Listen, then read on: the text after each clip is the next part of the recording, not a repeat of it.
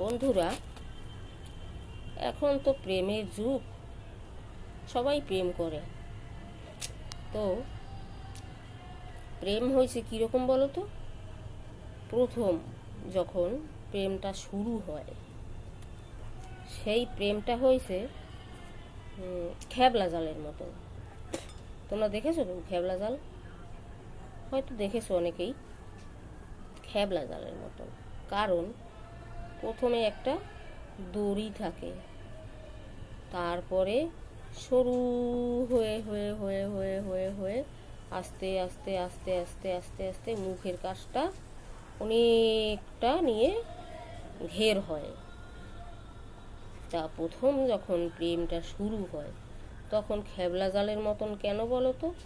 প্রথম একটু করে একটু করে একটু করে আস্তে আস্তে আস্তে আস্তে আস্তে অনেকটা একটু একটু করে বাড়তে বাড়তে বাড়তে বাড়তে বাড়তে বাড়তে অনেকটা খেবলা জালের মতন হয়। তারপরে কি হয় বলো তো? খেবলা জালটা ফেলে অনেক কষ্ট করে বড় দড়ি দিয়ে অনেক দূরে ঝিক্কা একটা খেও মারে। এবারে খেওটা তো ফেললো, এই খেয়ে মাছ ধরা, মাছ পড়তেও পারে, নাও পড়তে পারে। কেননা খেবলা জালটার মুখটা তো অনেকটা ঘের, তো প্রেমেরও প্রেমের পজিশনে এমন একটা জায়গায় গিয়ে দাঁড়ায়, তখন ওই খেবলা জালের যে মুখ আর প্রেমের যে কি বলে ওটাকে পরিণতি, ওরকমই একটা ব্যাপার হয়ে যায়, অনেকটা নিয়ে হয়ে যায়।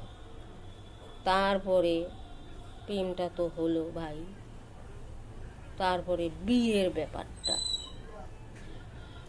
বিয়েটা যদি বিধাতার ইচ্ছা থাকে, কপালে থাকে, তাহলে তো হয়। আর নাইলে কি হয়, ফুটুস করিয়া অন্য জায়গায় চলে যায়, তাই না? তাহলে খেবলা জালেও অত কষ্ট করিয়া বুনাইয়া ভিক্ষা জালটা ফেললো, মাছ পড়তেও পারে, নাও পড়তে পারে। এটা হয়েছে ভাগ্যের উপরে নির্ভর।